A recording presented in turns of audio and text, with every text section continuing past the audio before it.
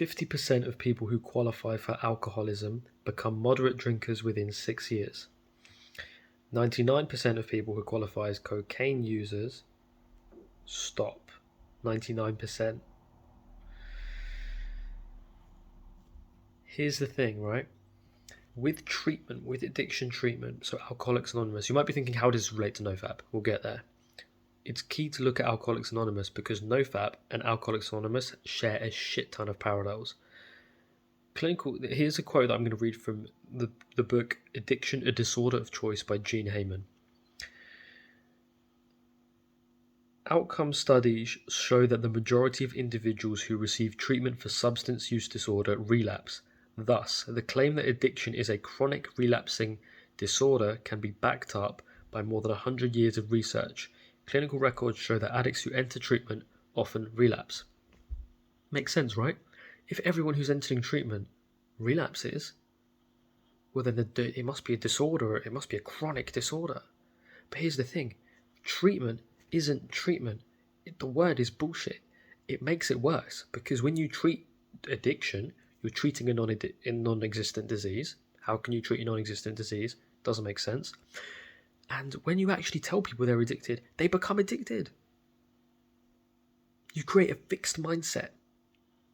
That's what happens. So when it comes to NoFap, right, I am assuming that people who are heavy porn users in their teenage years when it's all exciting, they eventually just lose interest, and as life becomes busier, they just stop. The people who persist are the people who are in NoFap. The people who are in NoFap and assume, oh, addiction is this chronic disease, dopamine, those are the people who fucking lose it. If we didn't find NoFap, we'd be way better off.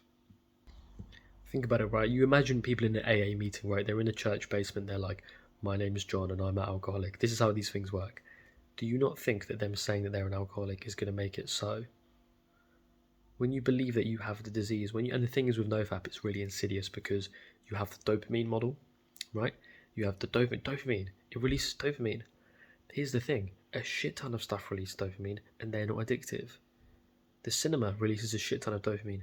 Roller coasters release a shit ton of dopamine. Seeing your buddies, seeing a girl, like having sex, all of it releases a shit ton of dopamine. Eating anything releases dopamine. There is so much shit that releases dopamine. And then the porn NoFap community will say, but porn is a supranormal stimulus, which means that it releases a shit ton more dopamine, and you've got the Coolidge effect, which means you're constantly going to be looking for newer and newer girls. Here's the thing, that's not a qualitative difference, that's a quantitative difference. Either everything is addictive or nothing is. Just because porn, let's say that porn releases more dopamine. I don't think there's any much evidence for it, but let's say it releases more dopamine. Why? Okay, so let's say you're like 10 out of 10 addicted to porn. Why are you not like at least 7 out of 10 addicted to pizza? Do you see what I mean? If pizza releases a shit ton of dopamine and porn releases a shit ton of dopamine, why is it that we tend towards porn? And why not pizza? Why aren't we all 300-pound fat fucks? Alcohol releases dopamine, cigarettes release dopamine. Why are we not all smokers? Why are we not all alcoholics? Heavy alcohol users? Why? That dopamine theory makes fuck all sense when you consider that everything else releases loads of dopamine, yet we aren't heavy users of those. We can take it or leave it. When it comes to cake, you can just take it or leave it, like it's not a big deal. Doesn't mean you're addicted. It doesn't mean like you're not addicted to cake, but you're addicted to porn. And then people might say, oh, well, there's genetic proclivity towards porn. Bollocks! Fuck off. No, there fucking isn't. There's all these explanations that you can't disprove. This is the other thing. It's like, if people say, oh, there's dopamine circuits in your brain that wire you towards porn, you can't, like, disproving that on a neurological level isn't that easy. I've looked into this stuff. But what's actually true is that the dopamine circuits for porn are no different for any other dopamine circuit.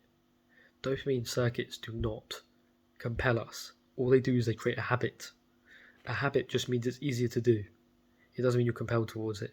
It means once you're good at you're good at it. Like when you drive a car, if your car driving becomes habitual, you're going to be good at it. Obviously, you can form bad driving habits in the same way that you can be bad at anything habitually, but it's still a habit. habit does not compel you. Are you compelled to drive your car when you get in it? No. Are you compelled to watch porn? No. Do you believe you're compelled? Yes. Does that compel you? Yes. Does you seeing a large value in porn make you really want it? Yes. If someone said to me, if you run a marathon right now, you're going to get £1 million, I would run that marathon like it's the best marathon I've ever run in my life. If someone said, run 2 marathons today and I'll give you £1 million, I'll do 2 marathons. 2 marathons? I'm a non-runner. I barely run. I do skipping and like stuff for boxing, but I don't fucking run. I don't do long distance running.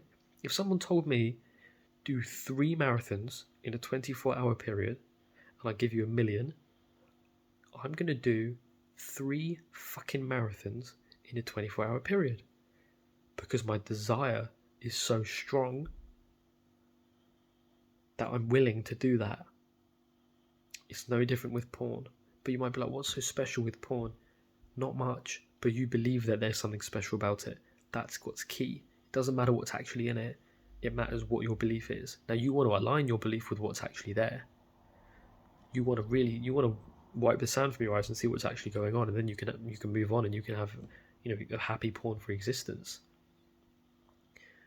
The point being is that desire is the key here. The reason why I brought up the marathon thing is because it just shows this isn't addiction. People can have a strong desire for loads of stuff. Just because you have the continuous strong desire, which has now become a habit, not compulsion, doesn't mean it's compulsion. Yeah? If you go to work every day, are you addicted to work? You go to work every day. You go to school every day, right? Are you addicted to that?